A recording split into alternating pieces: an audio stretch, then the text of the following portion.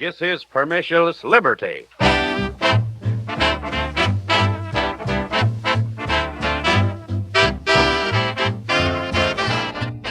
Welcome to Permissionless Liberty. I'm Dan Sanchez, as always with Adam Knott. Next week, we'll be having a guest, my friend and longtime colleague, Patrick Carroll, who has a Substack called Against the Left, which you can find on that platform. And he has an article we're going to talk to him about. And so this is kind of a little bit of a pregame for that because Adam found it interesting. So what did you find interesting about Patrick's article, Adam? Well, thank you, Dan. Thanks for the introduction. Because I had written something very similar, first of all, 10 years ago in a short essay I wrote. And I wrote, again, something very similar to what Patrick wrote last year, 10 years later. And so when I saw him basically corroborating what my conclusion was, I think it's a pretty obvious conclusion, but for somebody to state it so clearly, I thought it was wonderful because it's maybe we can sometimes agree that it's hard to get agreement sometimes in the debating world of libertarianism. Sometimes it's hard to agree on things, and especially something so fundamental. So basically what Patrick argued was that, or pointed out, was that despite the efforts of many great libertarian scholars, amongst whom was Henry Hazlitt, the world became more socialistic. And he used the term elephant in the room, which is the same term I used in 2015. So libertarians' elephant in the room, it's that we have all the scholarship, but we don't have the result that we were looking for. And so when we have him on the show next week, it'll be really interesting to see his insights and to see, how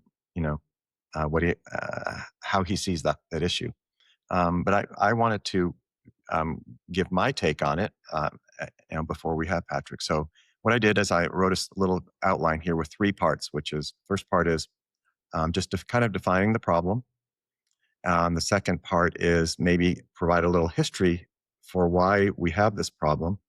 And then the third part is I will at least put forth my explanation for why libertarians have this elephant in the room. So the first part, hopefully everybody agrees with. The second part, maybe people don't agree with 100%. And the third part is the part that, a lot of people won't agree with. This is the part about the solution. We all have our, as I've said many times, every libertarian is a philosopher king.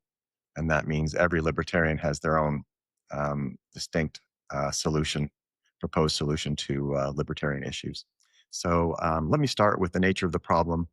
And I think there are 2 possibilities with regard to us not having a libertarian society or not making progress. One of them we've discussed before. Libertarians are basically getting it right, but society isn't ready to accept our teachings. And if we believe that, I think what we're basically saying is, listen, society needs to change. Society needs to evolve to a point where they understand what we're saying finally, and then they will be enlightened, and they will, basically be more amenable to libertarian concepts.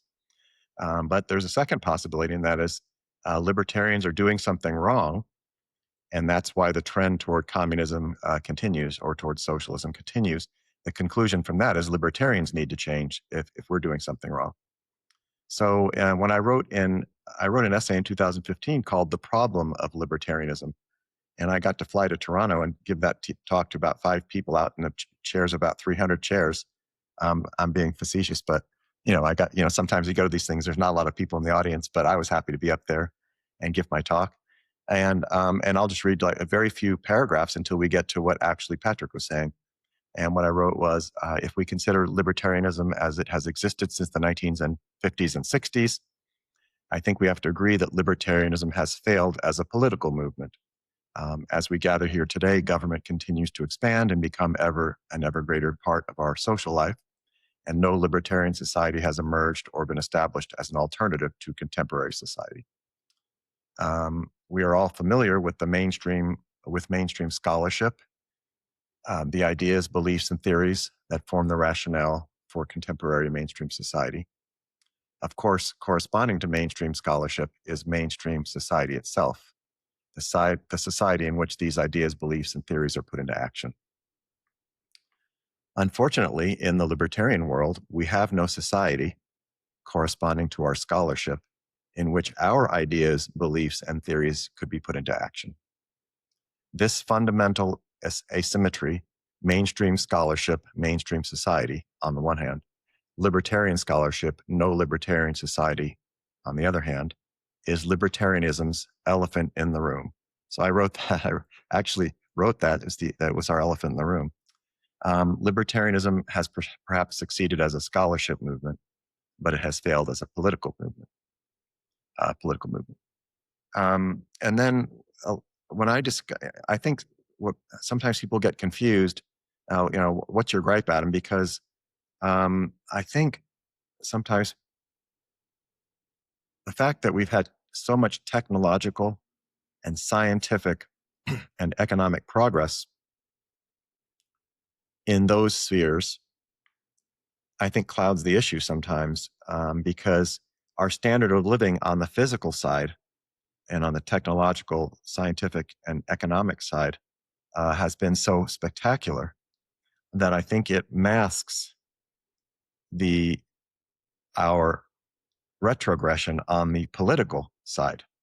So one way of saying that would be that while our material standard of living continues to increase or improve, our political standard of living, if there is such a concept, our political standard of living continues to decline. So I like to bring that in so that people understand that let's not focus on the fact that now we have iPhones and the fact that now they're all the beautiful medicines that are being developed and the fact that our beautiful electric cars and things like that are available to us. But what about our mental life that results from how we're being governed? That's going backwards, even though other things are going forwards. So flash forward 10 years in the Logic of Liberty, an essay I wrote last year, I wrote, though libertarianism has had success as a scholarship movement, it has largely failed as a political movement. So I'm just repeating that 10 years later. Of course, nobody ever read what I wrote, so I can't blame them for not taking any action on that. One approach to grasping this is to consider the cumulative growth of libertarian scholarship since 1950 in relation to the cumulative growth of government since 1950. So all I do is make the point that while libertarian scholarship is flourishing, just flowering, growing, we have conventions, we have blogs, we have websites, we have podcasts, which are wonderful in themselves. But that's not corresponding to any progress toward a libertarian society. And it's important to say libertarian society, no matter how you conceive it. So I conceive a libertarian society perhaps as a overlapping polycentric coexisting society to mainstream. But if somebody wants to conceive libertarian society in terms of a government that's strictly limited to enforcing, to protecting rights, we don't have that. So, and I think any way you slice it, we don't have the society that we write about in our books and articles. We just don't have that. We have the trend towards the opposite direction. So I think that's what Patrick was saying, and it'll be exciting to talk about that next week with him. So speaking of Patrick, here's what he wrote that got my attention. And he wrote this article in October of last year. So what's so cool about this isn't like something that somebody wrote 10 or 15 or 20 years ago. He wrote an article called Toward an Effective Strategy for Libertarianism. And that always gets me interested because, so you're talking about strategy and you have noticed that there's a need for an effective strategy. It implies that you think our strategy may not have been effective. What Patrick's doing is writing about the 70th birthday celebration of Henry Hazlitt in New York. This is in 1964. And Hazlitt is reflecting on his career of promoting the freedom philosophy, which is what we do, in the 7 decades since his 1894 birthday. So if we just kind of said since he was 20 years old, let's say, yeah, and he actually writes that since 20, when he started writing at 20 years old. So let's say that was 1914. So from 1914 to 1964, 50 years, he was writing about freedom. And now he's reflecting on that at his birthday party in New York City. I hope we're all so lucky to have a 70th birthday party in New York City and everybody's saying, hey, Adam, reflect on your years of fighting for liberty. It may never happen, but I'll be excited if it did. Yeah, especially with Milton Friedman and Leonard Read and Ludwig von Mises I and know. even William F. Buckley were all in the audience in the New York University Club for his birthday party. Like that's I know. those are some luminaries right there. I know that's a room you want to be in. I want to have my glass of wine there and toast those guys. Okay, so in the midst of that discussion, he addressed what might have been considered the elephant in the room. And that was when I saw that Patrick wrote that, I was like, oh my goodness. Another person sees an elephant in the room. Why, despite all his efforts on behalf of liberty, was the world trending toward interventionism and statism, which of course continues today? So Hazlitt says, quote, for most of 50 years from the age of 20, I have been writing practically every weekday, news items, editorials, columns, articles. I figure I must have written in total some 10,000 editorials. That's a huge number. Editorials, articles, and columns. Some 10,000,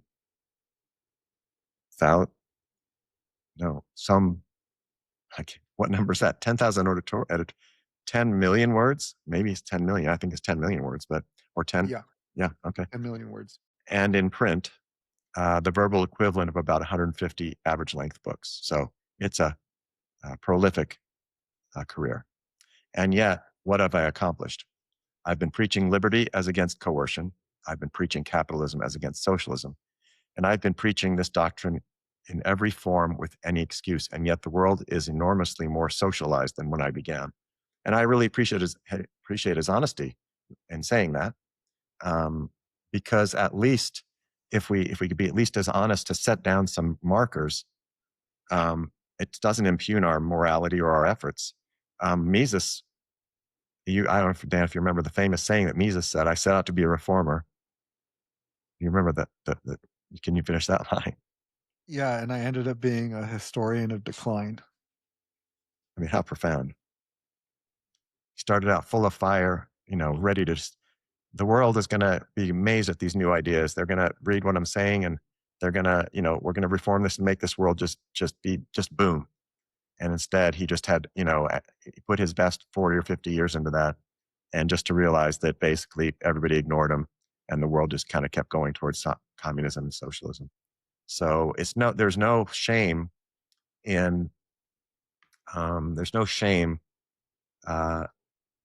fighting the good fight.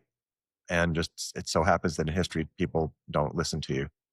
That's just if they don't listen to Hazlitt and Mises, then we can't get upset when they say I can't get upset when they say, when people don't listen to me. I have to realize that much greater people have struggled to try to change the tide of the world and had limited success. Of course, the game's never over, and who knows what spark comes from those greats that might eventually lead to something. I think that could happen for sure. Okay, so Patrick continues. 61 years later, 61 years after that Hazlitt talk, the same elephant in the room continues to haunt our movement. And I agree with that. True, we now have think tanks and meme pages, academics and professional pundits, books and blogs, and podcasts galore. But the one thing we still don't have is the one thing we've all been aiming at this whole time. Real, meaningful political change in a pro-liberty direction. How profound is that? Clearly, what we've been doing hasn't been working. A change, of course, is needed. But how should we change? What should we be doing differently? These are the questions we need to be asking ourselves, questions I believe the professional liberty movement has not wrestled with nearly enough. And I agree with that wholeheartedly. I mean, I think really, in my opinion, the whole liberty movement should have a convention on this question, basically say, guys, here's our situation. And does anybody have any ideas? Of course, I won't raise my hand. I'll just sit there. I'm just kidding. Okay, so that was the nature, what I call the nature of the problem. And that's just basically saying something. Patrick is saying there's an elephant in the room. I'm saying there's an elephant in the room. And what does Dan say? Yeah, I definitely think that we haven't brought about a libertarian intellectual revolution across the country or much less world, and resulting in a libertarian political revolution. I don't think all their efforts have been in vain, though, because as bad as things are, they could always have been worse. And I think that everyone in that room, except for William F. Buckley, who I think actually was a enemy of liberty and did a lot of harm to liberty, um, um, played a role in making things a lot worse than they could have been. Ludwig von Mises, he prevented like a monetary policy that would have resulted in hyperinflation in I think it must have been Vienna, when he was actually an official there, and his critique of socialism was considered devastating even by socialists, and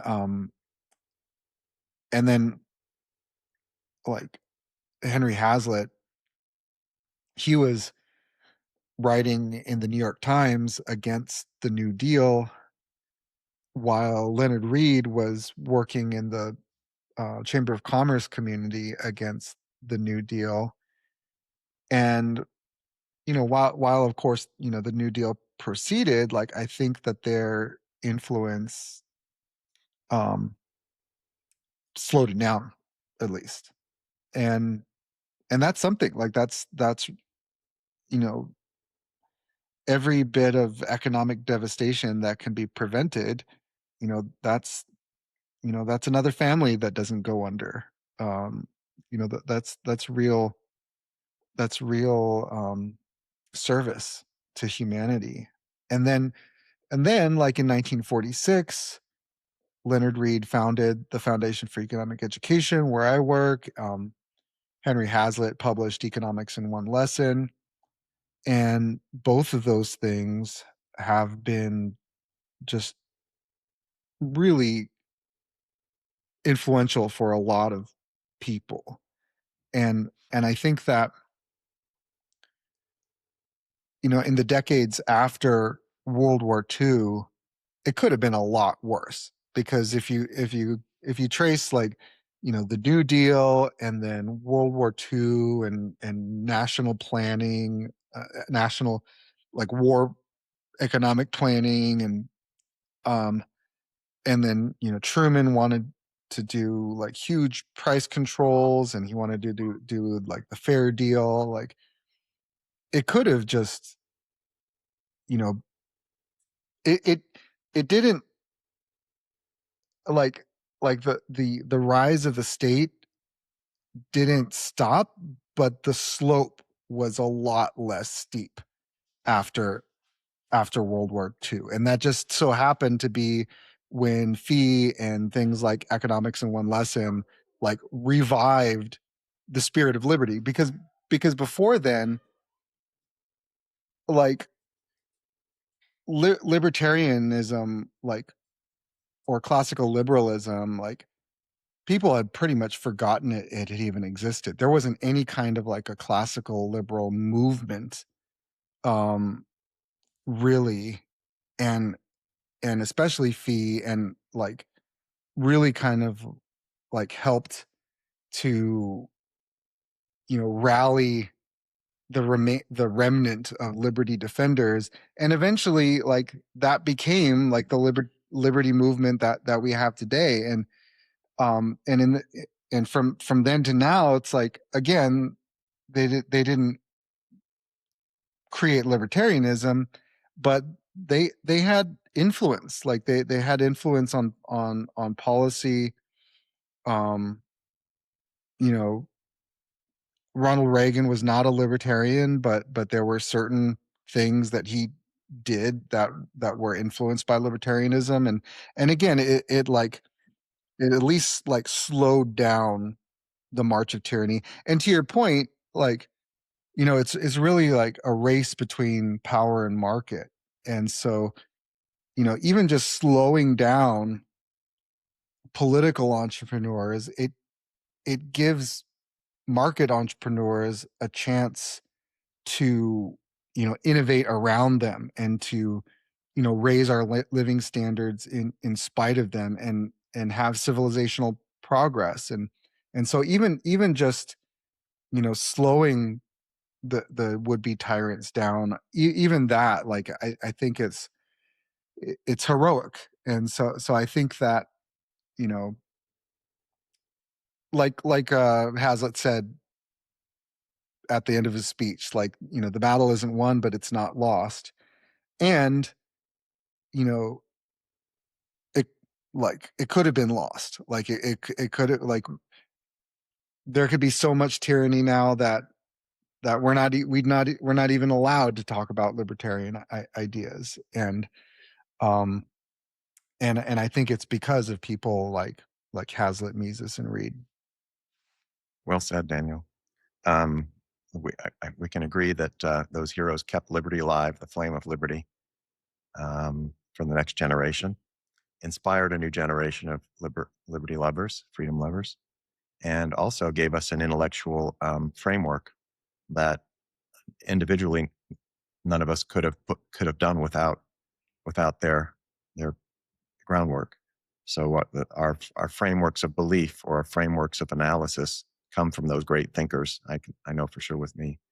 You mentioned Mises' book Socialism. I think he won intellectually, and then he socialists lost on the idea of the price system. They were against the price system, but I don't know if they ever intellectually admitted it. In other words, I'd be surprised if there was a book somewhere that says, "Yeah, well, we used to believe, as socialists, we used to believe in abolishing the price system, but we turned out to be super wrong on that, 100% wrong." And Well, there was one prominent socialist who said that that in some socialist like square, that there should be a statue to Mises, a statue of Mises, because his economic calculation argument was so powerful.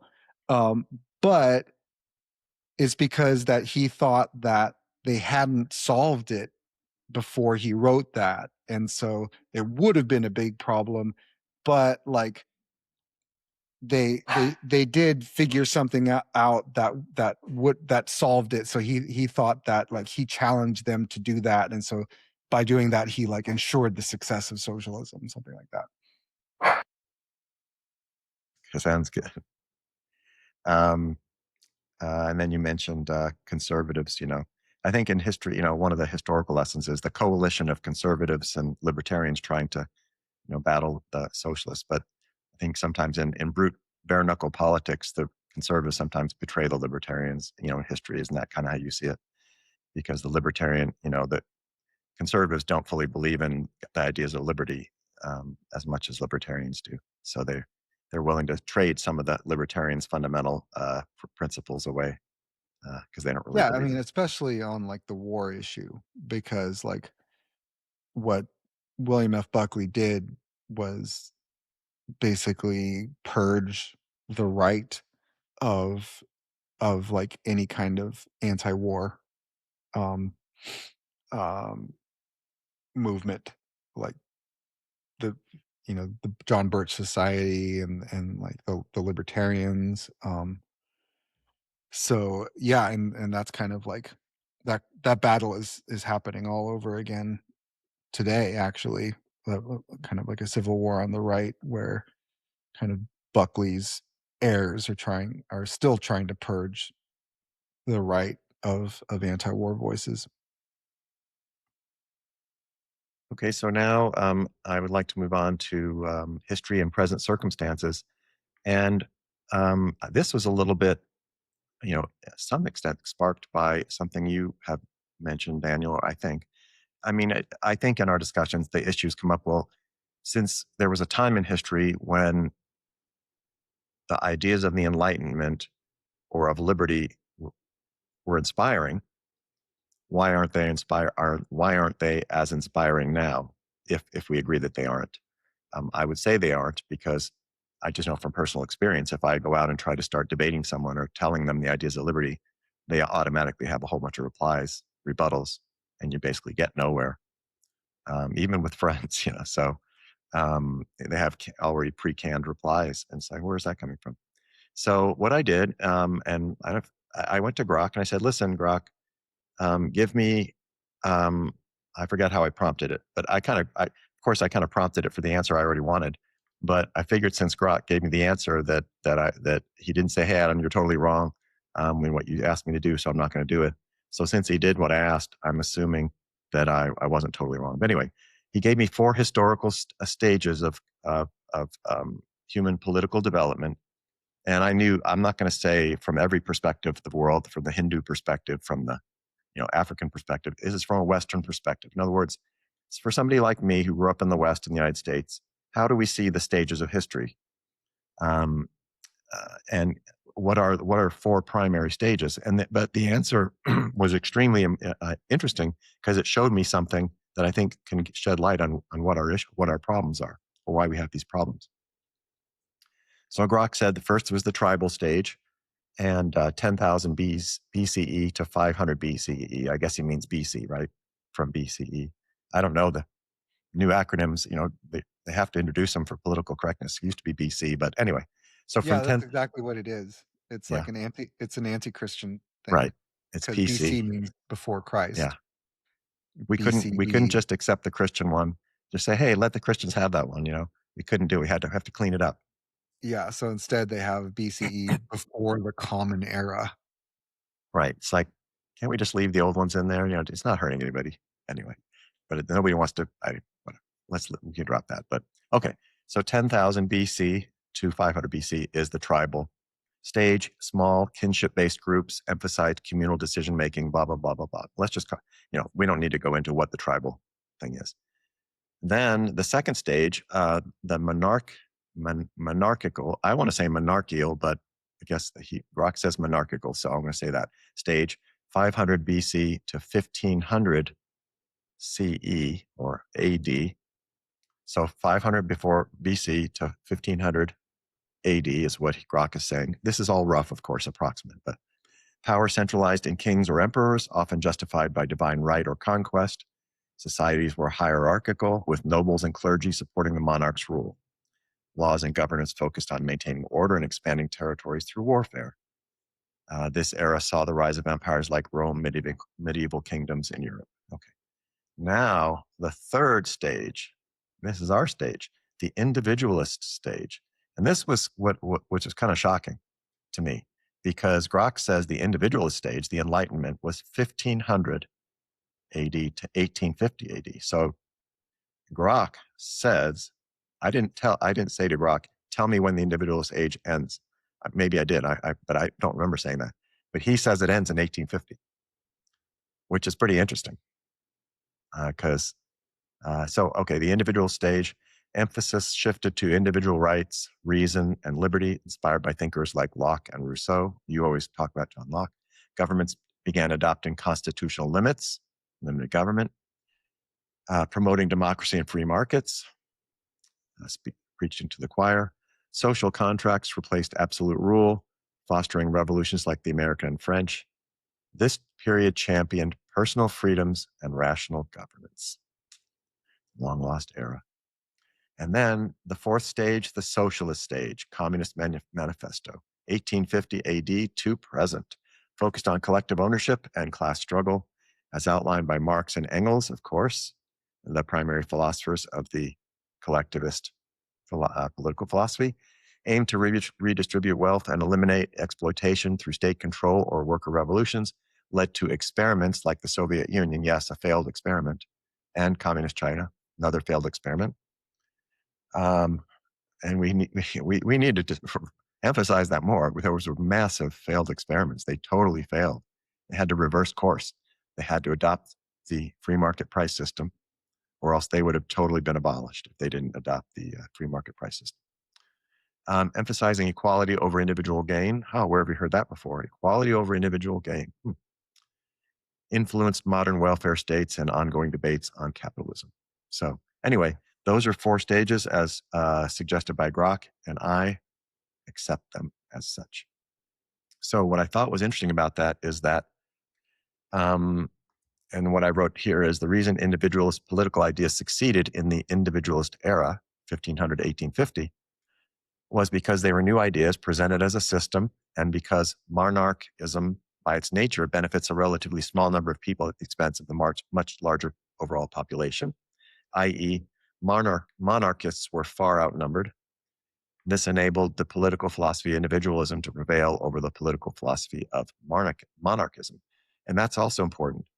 That another reason that I would suggest why our ideas were so popular then is because the ideas they had to fight were those old ideas of monarchism that probably people were disillusioned with and weren't prospering under. So, because up until I'll continue. The reason individuals' political ideas do not succeed now or are limited in their effectiveness, 1850 to present, is because a new collectivist political philosophy was introduced in the mid to late 1800s. This collectivist political philosophy is systematic, and that means systematic means it has an explanation for all social phenomena. So that means that from the point of view of collectivism, anything we see out happening in the social world, they have their version of explanation for why that occurs. So why has that person not succeeded? Oh, well, colonialism or exploitation or etc. Discrimination. They have an explanation for every single social phenomenon. So it's a systematic philosophy. It aims to provide material benefits for the larger overall population, while it claims that individualist political philosophy provides benefits for only a relatively small number of the population. This claim is always observably plausible due to the observable differences in wealth and power. Some people are observably much more wealthy and powerful than most people in society. For example, it's easy to say, well, look at Elon Musk, it's worth $100 billion. And this person over here is struggling, a homeless person on the street, doesn't have $1 to his name. And of course, we've heard I'm sure even within the last month, somebody said, well, that CEO earns 300 times more than his line worker does in the factory. So, that's just fuel for their fire to the public. They're saying, look at this person, he has so much more than that person. It's the comparative collective political outlook. This systematic collectivist political philosophy, i.e. socialism and communism, which expresses the collectivist side of human nature, did not exist in the time period 1500 to 1850, a time when the systematic individualist political philosophy of the Enlightenment was giving political expression to the individualist side of human nature. And I don't mean that there was no socialism at all from 1500 to 1850, but as a systematically developed philosophy that it didn't exist. So therefore, the significance of the Communist Manifesto and Das Kapital and Hegel and all those people who joined together in the 1800s to found a philosophy based on our collective nature, the collective side of our consciousness, was systematically elaborated, which is a new introduction in opposition to the Enlightenment philosophy. So from then on, individualist philosophy didn't have an the head start or intellectual monopoly was broken So that was a new historical development. This explains why individualist political arguments have much impact now than they did in the time period 1500 to 1850. There is now a fully developed systematic opposition political philosophy that is devoted, in principle, to countering every aspect of individualist political philosophy. Furthermore, the number of people who subscribe to a collectivist political philosophy likely exceeds the number of people who subscribe to an individualist political philosophy. So the rest, I kind of repeated what I said before, so I won't say. It's just today the situation has changed. There's a systematic collectivist philosophy that was introduced in the late 1800s. And the population equation has changed because, now I'm no historical expert. Maybe someone can contradict me, but I believe that in the monarchical system, the king and the lords and the clergy were learned clergy were a relative minority, and the population at large was a vast majority. So this small group of people was trying to hold a system against the vast majority who had no stake in it. But now that's reversed because the public views their stake just as a factual matter, as in the collective system. In other words, how many people are benefiting off of government subsidies or government handouts or wealth transfers. It's a vast numbers of people. And that's in the United States, it's huge. It's even bigger in Europe. It's bigger in China. It's bigger in, I don't know, I guess everywhere. Anyway, that was the middle part that was, maybe not, we can't get 100% agreement on that, but it was the idea that our libertarian arguments are now facing something that was different than when Locke, from Locke through even when Menger was first starting his ideas, and there just wasn't that fully developed collectivist or socialist philosophy to contend with. It's a different era. So what do you think about all that, Dan? Well, I agree with the basic interpretation. The dates, I disagree with, to an extent at least.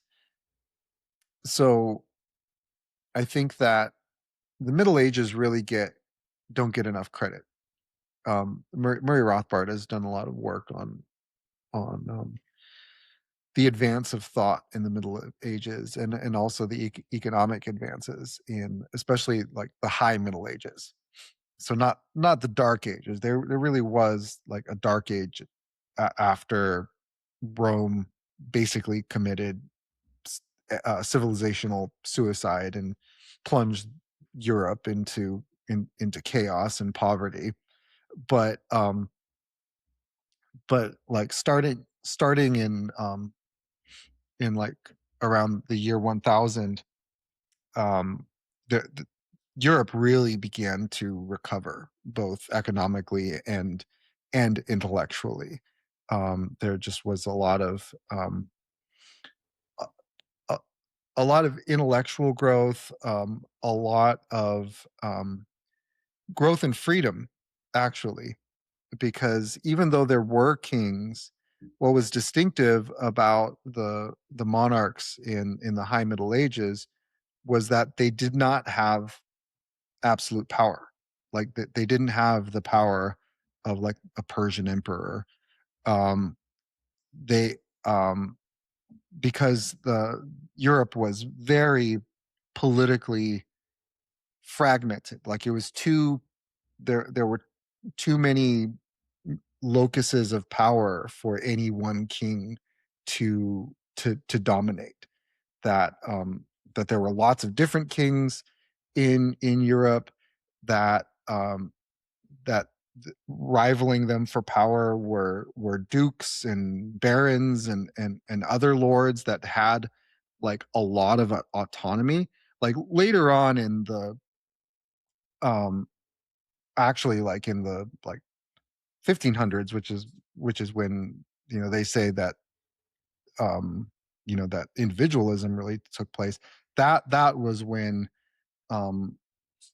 like dukes and barons were basically just like henchmen of the monarch. Just they were just courtiers of the monarch. But in the High Middle Ages, they had real power, and the church had independent power.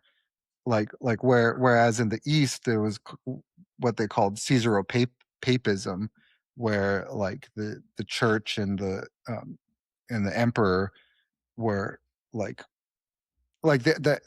emperor basically controlled the church.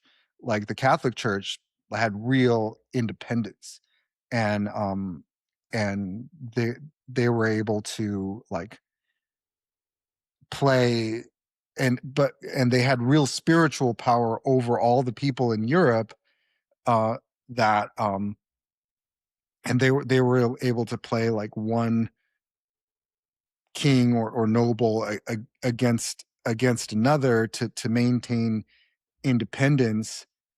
And then there were like cities were able to basically like purchase independence from their local lord. And like people, like there was a saying that said like city air makes you free, and that any serf that managed to get into a free city was like emancipated automatically. um and then there were like the city states in Germany. eh, um and like there was like technically like a Holy Roman Emperor in Germany, but really he didn't have like central power like the city states and the like dukedoms, and like they had a lot of autonomy. And so what this political fragmentation meant is that people could vote with their feet. um and so as a result, no one ruler could risk being that tyrannical, because people could just vote with their feet for some other nearby polity. And so a lot of scholars really do trace sort of like the development of like of free institutions from that political fragmentation in the West, and really starting in the High Middle Ages. um, and then but then there was centralization that happened, especially in like the 16th century. um, and it was largely in response to that, because that was like the rise of absolutism, like the absolutist monarchs, like that. These were like that's when the age of like Henry VIII and Louis XIV like started. And it was largely in reaction to those absolutists, which had consolidated power. Like there was the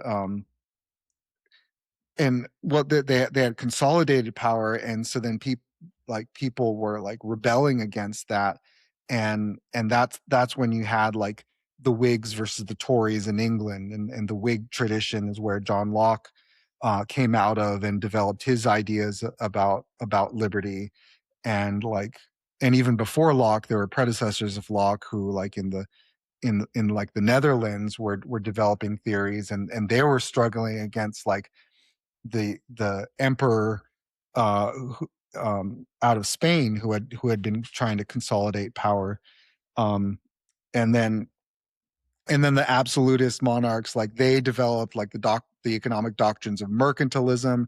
And so it was in response to that like Adam Smith and other anti-mercantilist economic thinkers, that they developed their ideas of liberty. And so it was yeah, so I there was this absolutist interlude, and then there was the classical liberal um um reaction to that. And then that's kind of when ideas of liberty kind of took off.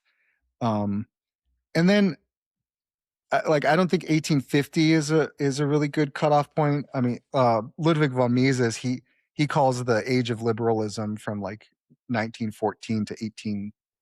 No, not. I'm sorry. Age of liberalism as 1815 to like 1914. And so like it's true that Marx came on the scene in the 19th century, but Marxian communism didn't come onto the scene until World War One, and it was really in World War One where like the liberalism was rejected, and that's when you had like communism, and then eventually like fascism and progressivism. Like World War One was when like progressivism in America really seized control, and that was sort of like the philosophical heyday where like statism had really kind of captured hearts and minds, and was reigning supreme in actual governments, and that's what like Hazlitt and Reed were reacting against in 1946, that eventually created the liberty movement that we have now. So yeah, I agree with the basic point that you're making about shifts in ideas and shifts in popular ideology, really turning against liberty. But it's just sort of like the eras. Like I have a different historiography than that. That's thank you for the illuminating history discussion. That's awesome. When you mentioned the High Middle Ages and you mentioned the word fragmentation, I wrote, to me, another phrase would be inadvertent or unintentional decentralization. In other words, it's basically, and that's very interesting to the libertarian mind when you have decentralization. And that reminded me of the Greek city-states. And again, I'm no historian, but I know there was a period in history where there was a number of Greek city-states. And whenever you have competition and the chance for somebody to vote with their feet, that's always, to a libertarian, a preferable situation. And actually, one of the problems we have today is there's no country freer than the United States. While all the countries are getting less free, there's no free country to move to. So you're kind of we're in the freest ship in a group of sinking ships. So the general idea was that maybe remains is that the Enlightenment ideas perhaps had the advantage of, and especially the political philosophy of liberty and enlightened self-interest and limited government, had the advantage of competing with old ideas that were maybe falling out of favor, and they may have had also a demographic advantage, and that's no longer the situation. Things have changed, and I would still maintain. Well, I just know from experience that the socialist philosophy is systematic, because I've had enough discussions, and anybody who tries it to argue with a left, any serious leftists, will know that they have a left explanation for every single phenomenon. So, whereas I have a libertarian explanation for all of those things. So then you just know you're basically looking in the mirror of an opposed philosophy, and that same degree of systematic thought opposed to liberty, I don't think existed, let's say, in 1700. Not saying there were no socialist philosophers, but anyway. So now I'd like to move to the third part. First we did what's the problem, and then maybe the second part is kind of a history of how we got here, and maybe why libertarian ideas aren't as effective as they used to be. And then this part now is a little more controversial because here I'd like to suggest where I think libertarians are going wrong. And when we talk to Patrick next week, it'll be interesting to see if he has any ideas on this. So in that same essay in 2015, which I called The Problem of Libertarianism, I put for 2 pages, I described the concept of panarchy. And I'm not going to discuss that today, but panarchy basically, in a nutshell, is the idea of multiple overlapping legal systems in the same geographical region. So somebody who is a proponent of panarchy basically sees that a world in which politics could utilize the pattern of the structure of religions, where your politics wouldn't be dependent on your geography. Now, there's lots of rebuttals to that idea. Lots of reasons somebody could say, well, that will never work. So I'm not here today to prove that it could work or to rebut the rebuttals. But I think that an important reason in bringing it up is that it's an alternate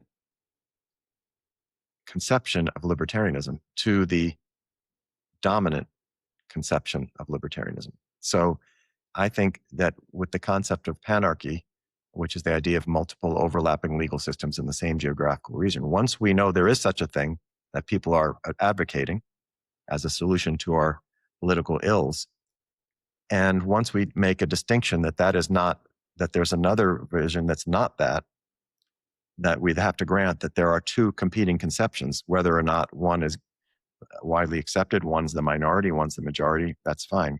But there are two competing conceptions. So therefore I wrote, because of the idea of panarchy, the conclusion is that there are two distinct libertarian conceptions. So one conception of libertarianism entails a monocentric legal order.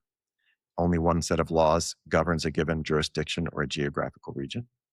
And one conception of libertarianism entails a polycentric legal order. Various providers of legal systems compete or overlap in a given jurisdiction or geographic region. So I'm just arguing that there are two conceptions. So if somebody wants to say there are not two conceptions, then that will be an interesting discussion. So, and then from that, I state what I consider to be several facts, and they are kind of advocating for my position. So in a monocentric legal order, the lifting of a given restriction, i.e. the attainment of a given liberty, requires the lifting of that restriction among the entire population, for example, minimum wage law. So I'm considering that a fact. If somebody holds a monocentric legal concept of libertarianism, that if they want a certain liberty, they have to lift that liberty for everybody because they see things in terms of monocentrism. And I said it's also a fact. I am stating it's a fact. In a polycentric legal order, the lifting of a given restriction does not require the lifting of that restriction among the entire population.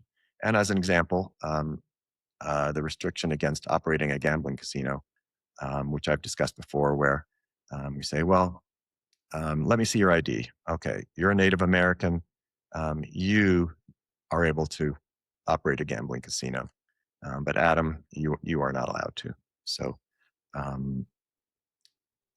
in a polycentric legal order, the ability for me to attain a freedom is not require me to attain that freedom for everybody else in the geographic region, the whole United States.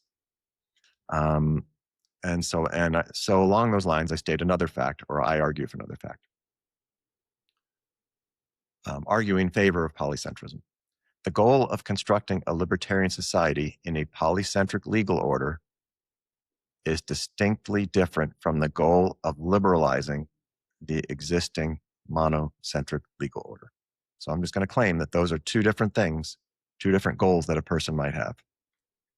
So is the example, and this is a great example that applies to libertarians.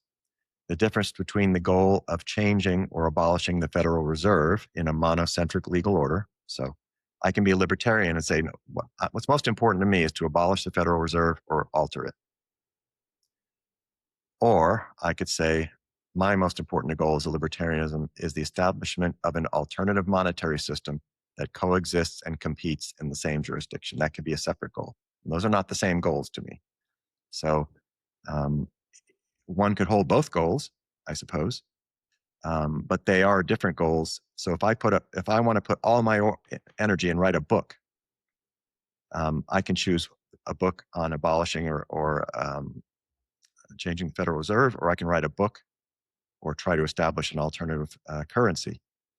Okay.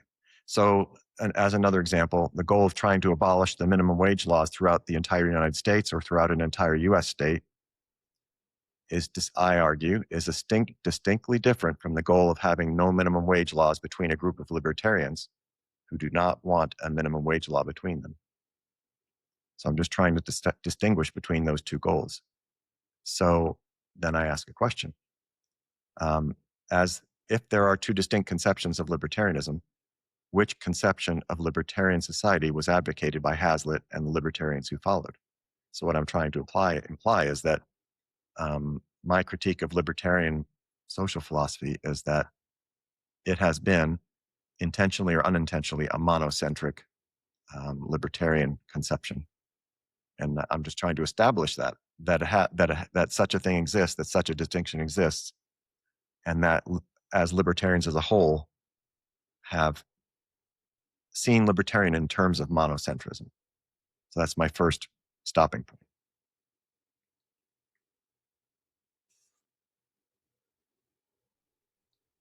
So do you generally agree that there's that distinction, Dan? And then the second question would be, do you agree that libertarians have thought in terms of monocentrism, or do you think that maybe that distinction is somehow, maybe not, faulty, or you don't see it, or don't understand, doesn't make sense or something? Yeah, I think that's true. And if viewers want to see a full discussion of Panarchy, we did a whole episode about that you can find in the archives. But yeah, I mean, I think that it's basically when libertarians talk about bringing about liberty, they think about bringing it about, even if with an anarcho-capitalist idea, like Rothbard's view, like it basically envisioned like a territorial, not a monopoly of the use of force, like not a state, but a terror, like basically people adopting the same philosophy, like the same philosophy of liberty, and treating each other according to that, and so that's kind of unitary. Whereas it's interesting that this panarchism is more polycentric in that way, and there are other polycentric approaches to libertarianism and even anarchy. Like I haven't read it, but I know I've heard that David Friedman's system. What's his book called? The Machinery of Freedom. That he envisions a polycentric anarchy. Wasn't there something about a thousand flowers bloom or something like that? Wasn't there some sort of phrase associated with that? Well, something like that, or that was Mao. Oh, So, okay. Well, we need Friedman to just tell you. There was something he had, something about a million flowers or a million. That was Mao. That's great. Well, yeah, maybe he did a spin on the Mao phrase, but okay. Yeah. Maybe he tried to usurp it, Anything else, or you want me to continue? Go ahead. Yeah. Okay. So in this same essay, I wrote, the 1860 essay Panarchy may be understood as an attempt to achieve a libertarian society, or at least one conception of a libertarian society, through scholarship. The idea is to suggest, through writing or speaking, an alternative to the current social structure, which is what the author was doing, with the goal of influencing that social structure. This leads us to an important question. Why hasn't libertarian scholarship taken as a whole resulted in a libertarian society? this question is important because it's possible there is something in the nature of libertarian scholarship itself that renders it largely ineffective as a means to bring about a libertarian society. I would like to suggest that libertarian scholarship has not resulted in a libertarian society because it is focused on the wrong goal. So here I'm going to make a point that but I don't want to get ahead of myself here, but if I was going to critique libertarian scholarship and somebody said, Adam, well, forget about the future and all your visions about what we should do in the future, but if you could just tell libertarians to write about something different, what would you tell them to write about? So I went to answer that question. In other words, could libertarian scholarship focus on something other than what it has been focused on? What does it focus on? How could it change? So the modern libertarian movement was founded by writers who objected to the laws of non-libertarian society. As there was no libertarian society to which they could immigrate, and as they were subjected to laws they found objectionable, their writings naturally focused on the legal theories and legal structure of non-libertarian society. Libertarian scholarship thus largely became a critique of non-libertarian society. The goal of libertarian scholarship became the liberalization of non-libertarian society. So I think that's really important insight. That, and I'm not, and again, I try to be charitable. Say, listen, if I was 1930, if I was Ayn Rand or whatever, and she didn't have the benefit. I have the benefit of her scholarship and Mises' scholarship and everybody else, and 50 years of thinking about it. But I don't fault historical libertarians for focusing on critiquing non-libertarian society and trying to change non-libertarian society into libertarian society. So I wrote, though it was quite natural and understandable, in retrospect, the libertarians' focus on non-libertarian theories and non-libertarian society may have been a costly diversion. Imagine for a moment if the most capable political minds in one country spent most of their effort theorizing about the politics of another country, or if the most capable thinkers of one religion spent most of their effort theorizing about the beliefs of another religion. What if the management of one company spent most of its effort criticizing the management of another company? Or what if the parents of one family spent most of their effort critiquing the parents of another family? So I'm trying to drive home the point that if you have two distinct bodies, there is the question of that should the most capable minds, leaders of the one, be spending all their time critiquing the leadership and the policies of the second? So where I'm going with this, of course, I'm answering that in the negative. So I wrote, to a significant degree, libertarian scholarship has been directed towards the theories and practices of mainstream society, rather than toward the goal of constructing a libertarian society in a polycentric social order. We have positioned ourselves not as leaders of our own social creed, but instead as critics of the non-libertarian social creed. We've expended a lot of time and energy trying to provide mainstream society with an improved social theory to guide their social actions. Meanwhile, we have neglected to construct a social theory to guide our own political actions in a non-libertarian world. Through libertarian scholarship, we have gained a thorough critique of mainstream society, but we may have lost something more valuable, a society we could call our own. So I hope my point, even if it's not agreed, at least could be understood that that I'm suggesting that libertarian scholarship was focused on critiquing basically a creed or a political order or a political group of people, and how they're conducting their affairs. I see them as separate. In other words, I see mainstream society or socialist society as an irretrievable or ungridgeable separate group of people, not on the human level, but on the political level. In other words, I view that we're totally the same on a human level, but that we are irreconcilably separate on a political level. So I see them as like a different football team. I see them as a different religion. I see them as a different family. And therefore, that implies that my number one priority should be my own family or my own group. And what are we supposed to do in guiding me? And that if I divert that by critiquing the other side, it could be a costly diversion, is what I'm arguing. So how does that how does that look if someone was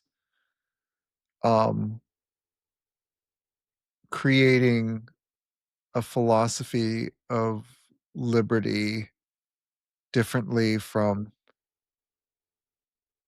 I mean, because you can come up with like your utopia, like you could come up with like, okay, this is my libertarian society, and then you could contrast that with a non-libertarian society, and you can try to persuade people that like, okay, my libertarian society works better than this non-libertarian society. Like how is that not creative? Because you're not necessarily saying like, okay, well, I accept the premises of the non-libertarian society, but I want to tinker around the edges. And some libertarian thinkers do exactly that, and I tend to disagree with them. But it seems to me that thinkers like Rand and Rothbard, at least, like, had a vision of society that wasn't derivative of like whatever like non-libertarians were doing, but was sort of built up from first principles. So I don't see how they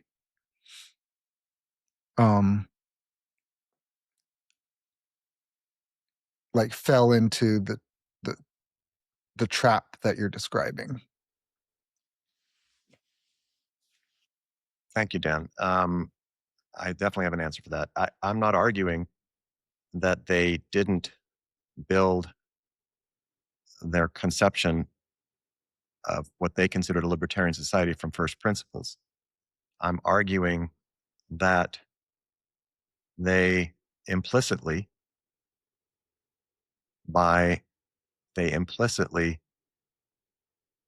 conceived it in terms of monocentrism. That's the fault that I'm in other words, they implicitly left by not making it explicit. They left us with the impression that those societies would have to be established by going to mainstream society and affecting changes in mainstream society, so that the society they envisioned would be then allowed to function. So I go to mainstream society and say, well, change those laws because you should, according to my philosophy, I can't do it. It's in conflict with your laws. So change your laws. I see. Instructing mainstream society how to alter their society to benefit me. That's my criticism. As opposed to if they had explicitly laid out a polycentric vision, then the idea will be, well, how can we get this started? We don't necessarily need to be asking for permission. We can, if it's polycentric, we could start with, and I don't want to go too far afield. That's why I was trying to establish the idea that, for example, in a monocentric society, if I want to abolish the minimum wage law, whether it's the United States or in the state of California, I have to abolish it statewide. That's a very large task. If it's polycentric, that whole burden is lifted. Now, I'm not saying that the burden of trying to establish a polycentric order is not, that burden still remains. there's risks and effort and trade-offs. And I'm not saying it's easy, but so I'm taking issue with the monocentric conception of government and saying that libertarianism has inadvertently or perhaps explicitly, when you said about Rothbards that they treated each other, we're going to treat each other equally, but adding in a geographic region. Because even some, I don't know the philosophy, but the ones I've read, it usually entailed, it was a geographical conception, even though they didn't write the word geography down. It was understood that, and we went through that when we talked about Balaji's network state. He's still thinking in terms of geography, but he wants to do a network crowdfunding and a network organizing toward a monocentric geographical eventuality. So that's why I'd be so interested to talk to him, because since he's such a capable person, I'm really perplexed why he doesn't understand that you could start a network state polycentrically, and you would be that close to it. You'd be that close to starting it, because you'd take the whole geographic thing off, and whatever agreement that you wanted, of course, you couldn't start with your own laws about pollution, because geographically you'd have to compete with the geographical. But you could start with things that didn't depend on geography. And that's why I keep using the example of minimum wage. The network state could have no minimum wage law amongst its members, and I'm not saying that would be easy to establish, but it wouldn't require any kind of geographical conflict with an existing sovereign geographical conflict. It would require a political conflict. But I'm willing to grant that there's going to be a political conflict anytime a libertarian seriously tries to establish a libertarian society, and that's what I'm about to get to here a little bit. But so anyway, any last comments before based on? No, that clarifies it. Thanks. Okay. So I wrote and I'll finish up real quick with this idea. Historically, libertarianism became a critique of non-libertarian society with the implicit or explicit aim of liberalizing non-libertarian society in a monocentric legal order. Effectively, libertarians chose a monocentric conception of government and of libertarianism. The goal was to critique monocentric non-libertarian society with the aim of changing it over time to a monocentric libertarian society. In focusing most or all of their energy on establishing libertarian society monocentrically, then, therefore, correspondingly little or no energy was expended on establishing libertarian society polycentrically. And that's just a truism. Because if I try to do one thing when there's two alternatives and I put my energy in that, of course I don't put less energy into the other thing. It's not necessarily a critique. It's just, hey, I only have this limited time, so I'm going to put it into this one conception, so I'm not going to do the other one. So my argument is libertarianism was viewed monocentrically. Now I'm just going to make a real brief point about how liberty is seen from the point of view of collectivism, which I don't think is understood. And so, so let me just touch on that for a little bit. The individualist political system is inconsistent with the collectivist political system. One system envisions the continual liberation of the individual from collective control. So if we ever get excited about society, it's because we're going to be seeing freedoms occurring and more liberalizations occurring. We don't have an endpoint for that. It's just going to keep happening. We want it to keep going till future horizons, and there to be freedom just continuing to expand in waves. The other system envisions progressive collective control over the individual. The opposed one wants it to keep getting regulated into successive waves. That's why we're still having battles over, collective control over vaccine policy versus individual control over medical decisions, or, freedom of speech of the individual or collective control over speech of the individual. It's two conflicting political visions, and they're incompatible. So the collective system cannot allow freedom or liberty, as its ultimate aim is the elimination of individual autonomy. So what does that mean? It means that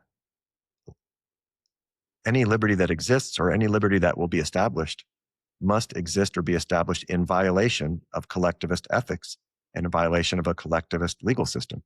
In other words, we have to realize that from the point of view of the opposed political impulse, where we want to go would be considered criminal.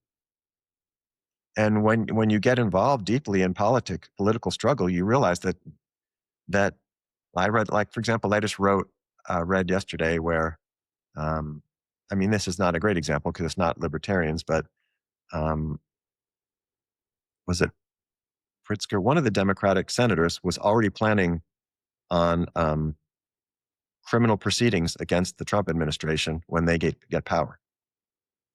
Now, I mean, it's plausible to argue that any politician is doing criminal behavior, but to me, this is more, it's on principle. They basically, on principle, view anything in one direction as criminal. They view the repeal of progressivism as criminal on its own. In other words, to repeal anything from the beginning of the first introduction of the income tax to the IRS to the New Deal to and on, it is in a sense a criminal activity from the point of view of the opposed political impulse. So, in essence, freedom and liberty are illegal from the perspective of collectivism. Recall the communist prohibition of profiteering. I keep bringing that up, but they wanted to. Socialism and communism want to ban commercial sales that involve charging a customer more from the price of the combined inputs. I mean, that's how we live. The communist goal of abolishing the price system, the absence of freedom of speech in communist societies, etc. It's a totally opposed thing. What we want to do is considered an illegal activity from their point of view. So I just wanted to put that in so that people don't continue thinking that we can argue our way out of somebody who knows that what we're proposing is an illegal activity in the society that they're envisioning, or that should be made explicit.